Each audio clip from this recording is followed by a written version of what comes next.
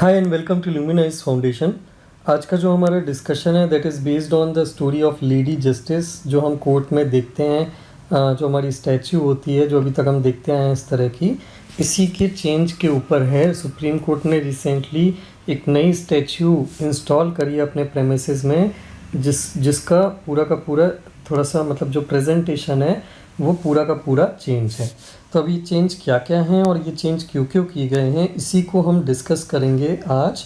But before we move on to discuss this, I want to remind you कि हमने एक mentorship का program start किया है both for prelims and mains, जिसमें हम आपकी प्रीलिम्स एंड मेंस की तैयारी 1-to-1 मेंटरशिप के थ्रू कराएंगे, जिसमें हम स्ट्रिक्टली आपकी एक एक चीज़ का ख्याल रखेंगे और फुल कमिटमेंट के साथ ये चीज़ इंश्योर करने की कोशिश करेंगे कि आप कॉन्फिडेंटली प्रीलिम्स और मेंस की स्टेजेस को के लिए प्रिपेयर हो पाएँ और उन्हें फेस कर पाएँ। तो अगर आप ये प्रोग्राम या कोर्सेज ज्वाइन करना चाहते हैं, जिनकी फ़ीस हमने बहुत ही नॉमिनल रखने की कोशिश करी है, तो आप मुझे इस नंबर पे व्हाट्सएप पे मैसेज कर सकते हैं। I will surely get back to you as soon as possible. So start करते हैं डिस्कशन कि लेडी जस्टिस का जो प्रेजेंटेशन है वो क्या चेंज किया गया है। तो यू कैन सी हियर, ये अभी तक जो हम लेडी जस्टिस की इमेजरी या स्टैच्यू यूज़ करते थे, और ये जो वो वाली है जो अभी अभी रिसेंटली सुप्रीम कोर्ट ने अपनी लाइब्रेरी के प्रेमिसेस में इंस्टॉल की है। तो आपको इसमें क्या डिफरेंस देखने को मिलेगा। सबसे पहले तो यहाँ पे आपको दिखा कि आँख पे एक जो पट्टी बांधी जाती थी वो पट्टी अब रिमूव कर दी है।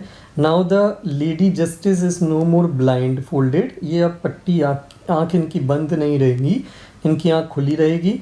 दूसरा, इनके लेफ्ट हैंड में आपको यहाँ पे स्वॉर्ड दिख रही है। अब ये स्वॉर्ड रिप्लेस करके यहाँ पे एक बुक पकड़ा दी गई है। This book is the constitution of India. So sword को कॉन्स्टिट्यूशन ऑफ इंडिया से प्लेस कर दिया है। राइट हैंड में पहले भी बैलेंस होता था तराजू, अभी भी तराजू रहेगा। बट जो ड्रेस है, ये जो ड्रेस जो पहले ग्रीक ड्रेस हुआ करती थी, ग्रीक टाइप का गाउन हुआ करता था, now it has been replaced by a sari. And इसका सबसे इम्पॉर्टेंटली यहाँ पे कलर चेंज कर दिया है। The colour has been made of the new statue as white. तो ये कुछ चेंजेस किए गए हैं स्टैचू में। इनके इस चेंजेस का सिग्निफिकेंस क्या है ये देख लेते हैं।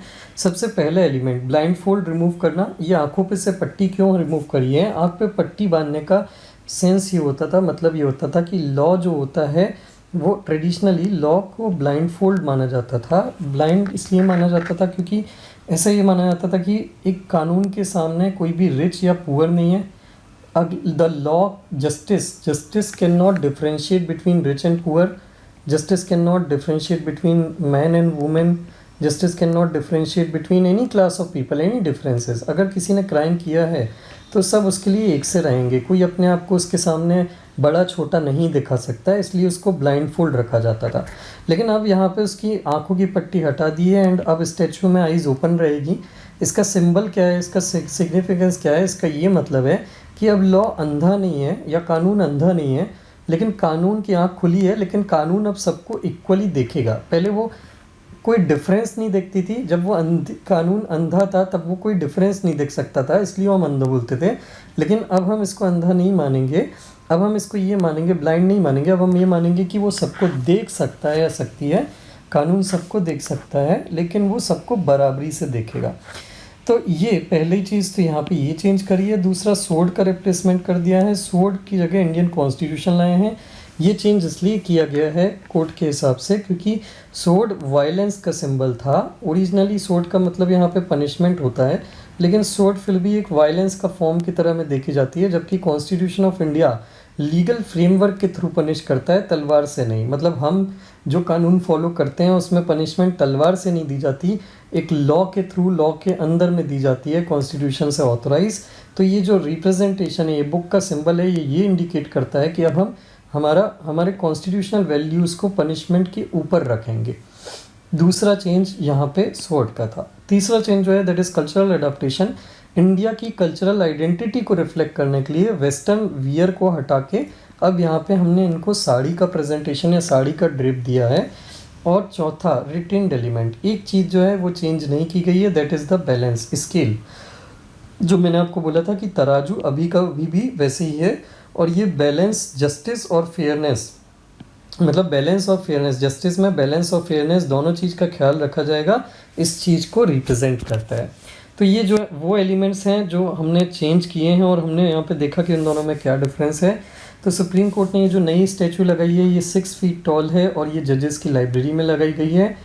तो इसमें बेसिकली जो जो चेंज किए गए हैं उसका मेन फोकस क्या है, इंडिया में हमारे यहाँ बहुत सारे लीगल रिफॉर्म्स चल रहे हैं। लीगल रिफॉर्म्स का पर्पस क्या है, हम हमारे यहाँ जितने भी लॉज हैं, हमारा जो भी लीगल फ्रेमवर्क है, जितने भी लॉज हैं वो मोस्टली कॉलोनियल टाइम्स के हैं, और कॉलोनियल टाइम्स के होने के कारण उनमें ब्रिटिशर्स की एक छाप है, मतलब इंग्लिश लॉ की एक छाप है जो कम्प्लीटली इंडियन नहीं है और इंडियंस के लिए सूटेबल भी नहीं है और इंडियंस के लिए एक्सेप्टेबल भी नहीं है कई जगह।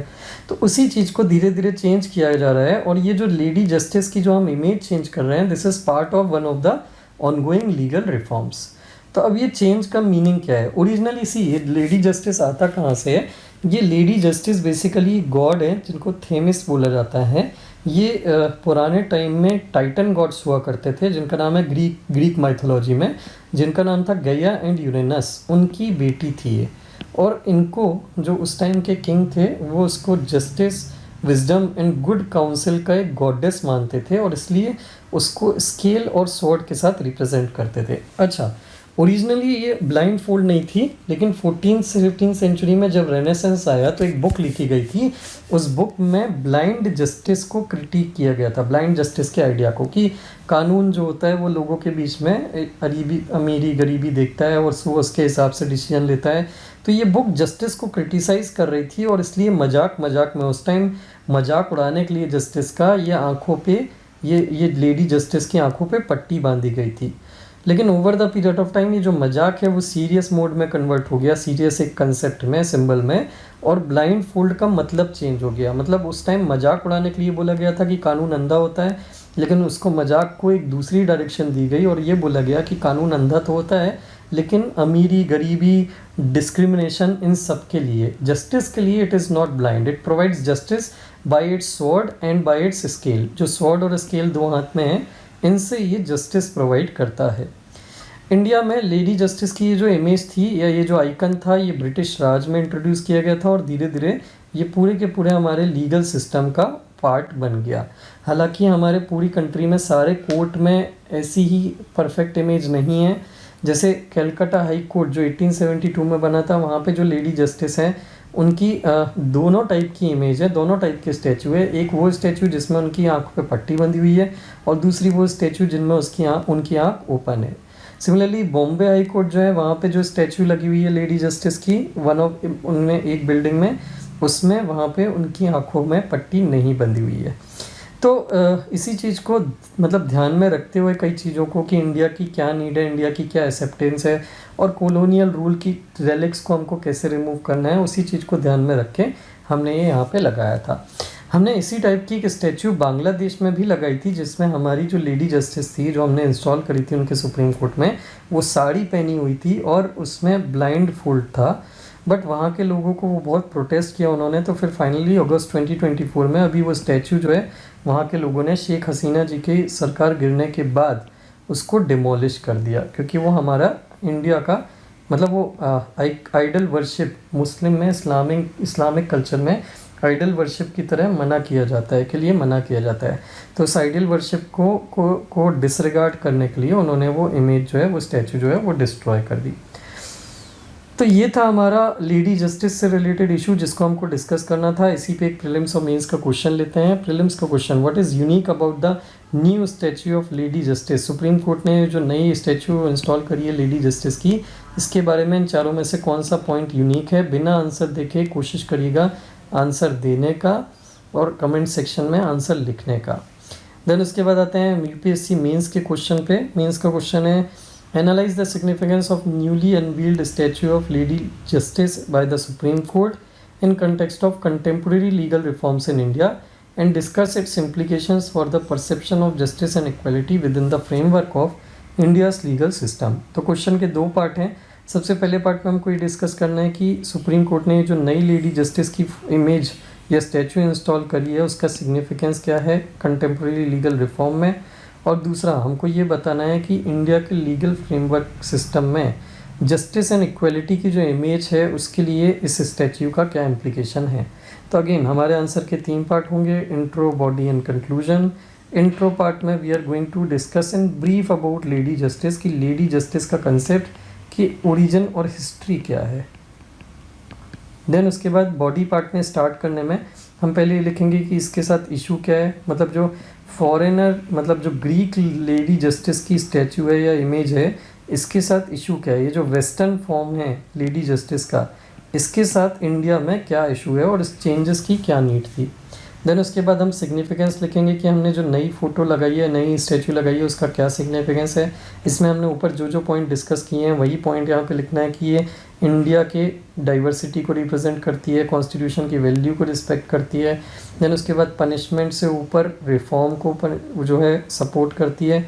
तो ये सिग्निफिकेंस है इनकी। तो ये सिग्निफिकेंस के बारे में हम ब्रीफ में डिस्कस करेंगे and then we will move on to the second part कि इसका जस्टिस और इक्वलिटी के परसेप्शन से क्या रिलेशन है।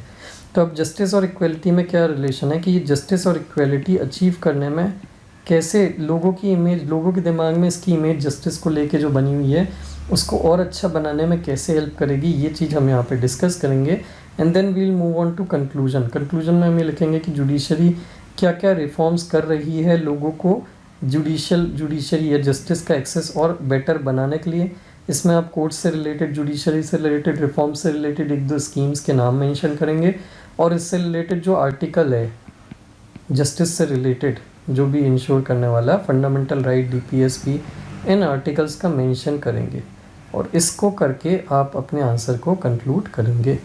So I hope this issue was clear to you. If you like the video, please do share it with your friends who are preparing for the exam.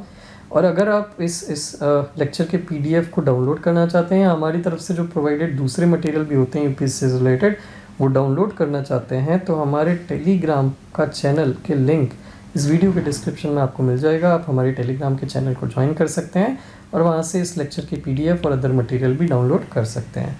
इसके अलावा हमारा एक Insta और FB का भी पेज है जिसको आप लाइक कर सकते हैं हमारी तरफ से रेगुलर अपडेट्स के लिए। Thank you very much for watching the video.